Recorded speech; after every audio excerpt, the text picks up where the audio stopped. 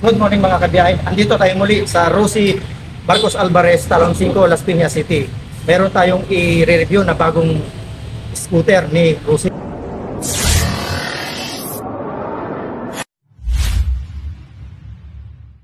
So ang available na kulay niya mga kabiyahe ay black at ito pong yellow. Ito po yung kulay mocha. Ito na po si Flex 125i. At atin ipapakita ang appearance ni Flex 125i ng Rosie.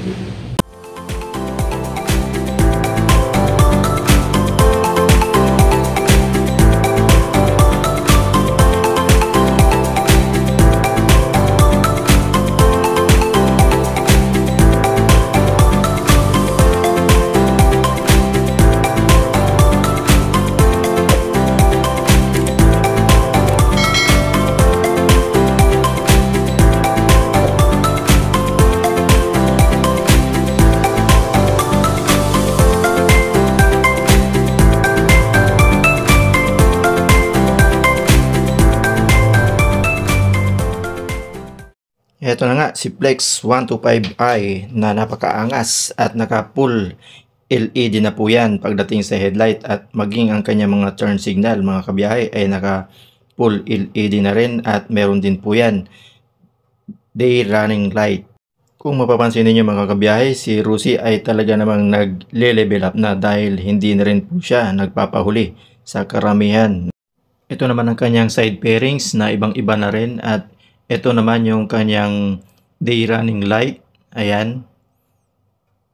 Hanggang dito, ayan yung turn signal niya. Full LED na po yan mga kabiyahe.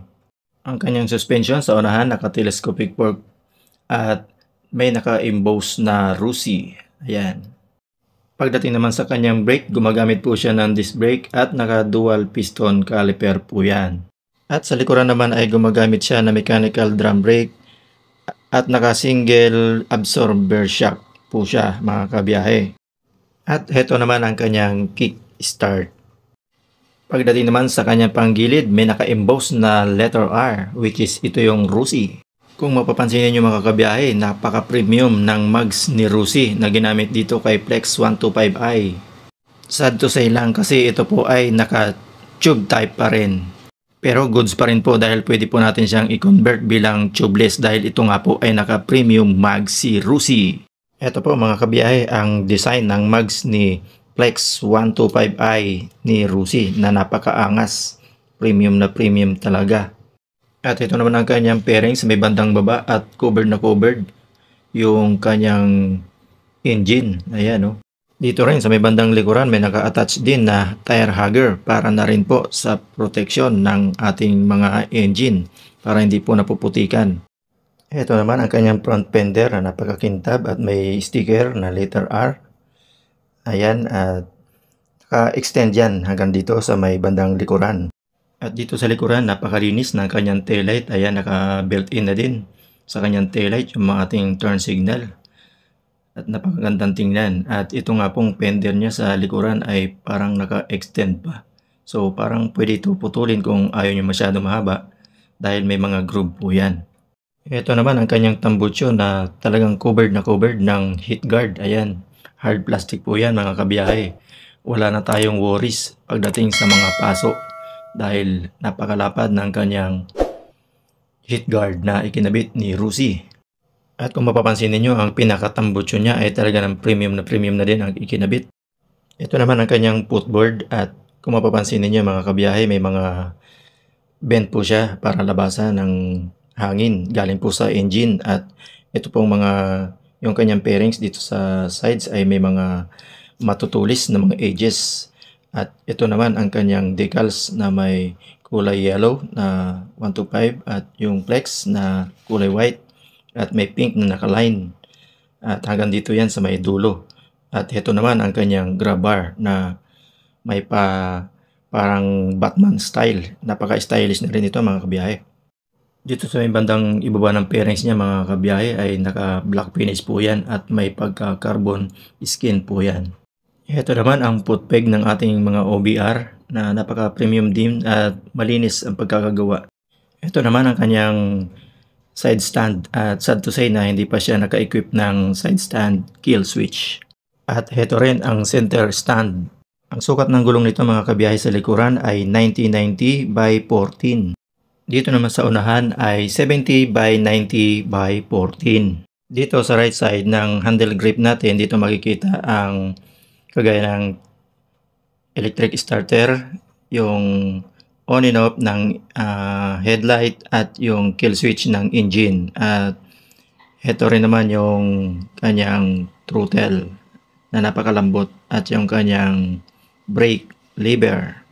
At dito sa left side makikita ang switch ng turn signal at pati na rin yung hazard na naka-equip na rin ito mga kabiyahe ng hazard at ating busina. Ayan. At ito yung high and low beam ng ating headlight. Ito naman yung handle grip natin sa kaliwa at syempre ito rin naman yung brake natin sa likuran na napakalambot din. Ang instrument panel nito mga kabiyahe ay naka semi-digital. Ito po ay hindi natin maipakita dahil naka-plastic po at hindi pa po na-activate ang unit na ito. Puntahan na natin mga kabiyahe ang kanyang displacement. Ito po ay merong 125cc, single cylinder, single overhead cam, naka 2 valve at air-cooled po yan. Pagdating naman po sa kanyang fuel system, ito po ay naka-FI na napakatipid na rin ang isa na ito. At pagdating sa fuel consumption, meron po siyang tinatakbo na 45 km per liter po mga kabiyahe. At pagdating sa kanyang fuel tank capacity, meron po siyang laman na 4.5 liters. At pagdating naman po sa kanyang max power, inaabot po siya ng 8 horsepower at 7,500 RPM. Pagdating naman po sa kanyang max torque, umaabot po siya ng 9.2 Newton meter at 7,000 RPM. Pagdating naman po sa kanyang compression ratio, meron po siyang 9.2:1. Bore and stroke, 57.4 by 57.8 mm. Pagdating naman po sa kanyang seat height, ito po ay kayang-kaya ng mga babae o lalaki na hindi pinalad ng height dahil ito po ay meron po lamang na sukat na 770 mm. At ang bigat naman ng scooter na ito o motorsiklo ay umaabot po lamang ng 110 kilograms. At tunguhin natin mga kabiyahe ang presyo ni Flex 125i. Ang spot cash nito mga kabiyahe ay 60,000 pesos. At kung kukunin nyo ng installment, magda-down kayo ng 3,000 pesos. At kung kukunin ng 3 years, magmamonthly kayo ng 2,760 pesos. Sa 2 years naman, ang monthly ninyo ay 3,700 pesos. At sa isang taon naman, magmamonthly kayo ng 6,535 pesos. At kung updated kayo sa pagbayad monthly, magkakaroon kayo ng rebate na 300 pesos. So yun mga kabiyahe, ang ating review kay Flex 125i ng C. At kung nagustuhan nyo mga kabiyahe ang ating review dito sa unit na ito, huwag kalimutan i-like and share para na po sa ibang mga manonood at makita nila ang bagong labas na ito ni Flex 125i. Ayan, na napakagwapo at napakamura din naman. At huwag nyo na rin kalimutan mag-subscribe at saka pindutin nyo na rin mga kabiyahe ang black notification bell para ma-update po kayo sa mga bago nating i-upload na video. Kita-kits! Biyahe ni Frank! God bless!